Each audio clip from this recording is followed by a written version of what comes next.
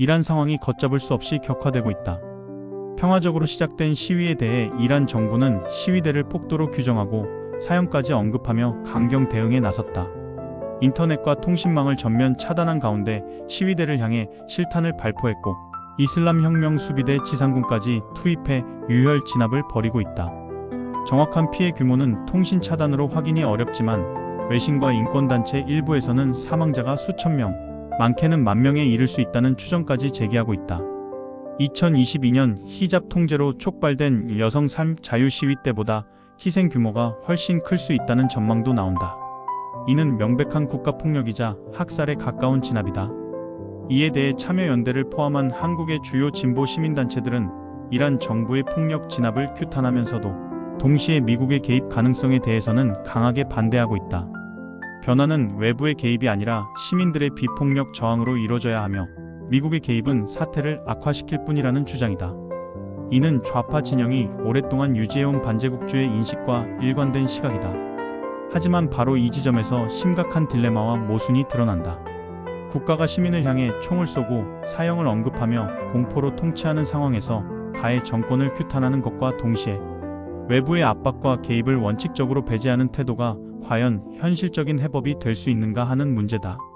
지금 이란에서 벌어지는 대규모 학살을 누가 어떤 수단으로 실제로 멈출 수 있는지에 대한 답은 여전히 공백으로 남아있다. 더 아이러니한 점은 같은 진보 진영이 국내에서는 5.18을 자유민주주의의 절대적 기준이자 국가폭력의 상징으로 반복해서 호명해왔다는 사실이다. 5.18의 정신은 단순한 추모가 아니라 국가 권력이 시민의 생명과 자유를 침해했을 때 국제사회가 외면해서는 안 된다는 보편적 메시지다. 그런데 정작 오늘 다른 나라에서 훨씬 더 대규모로 벌어지는 국가폭력 앞에서는 그 기준이 느슨해진다. 유엔이 세계의 경찰 역할을 수행하는 것이 가장 이상적인 해법이라는 데에는 이견이 없다. 그러나 현실의 유엔은 중국과 러시아의 거부권 앞에서 강제력을 행사하지 못한다. 규탄은 가능해도 집행은 불가능한 구조다.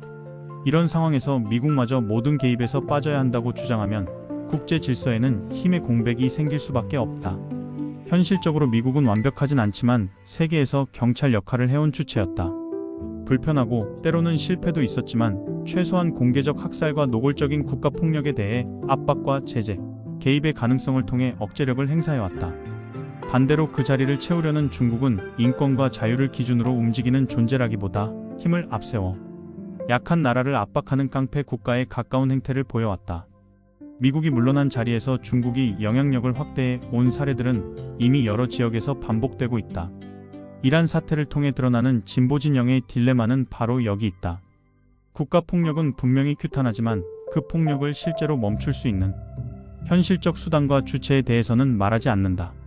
5.18의 정신을 말하지만 그 정신이 요구하는 국제적 책임과 압박의 문제 앞에서는 회피한다.